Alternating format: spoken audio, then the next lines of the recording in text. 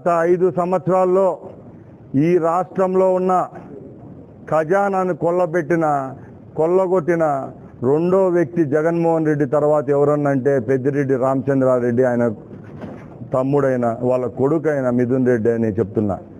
ఎందుకంటే నేను ఎమ్మెల్యేగా ప్రాతినిధ్యం వహిస్తున్న రాయచోటి కూడా రాజంపేట ఎంపీ సెగ్మెంట్లోనే ఉంది.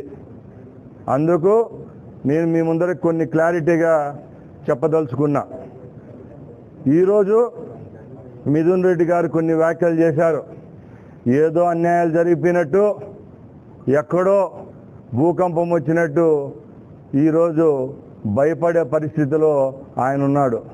సోదరులారా, ముఖ్యంగా ఒకటే గమనించాలా, 5 సంవత్సరాలు వాళ్ళు చేసిన పాపాలకే ఈరోజు వాళ్ళ కళ్ళల్లో రక్తం వస్తూ ఉంది.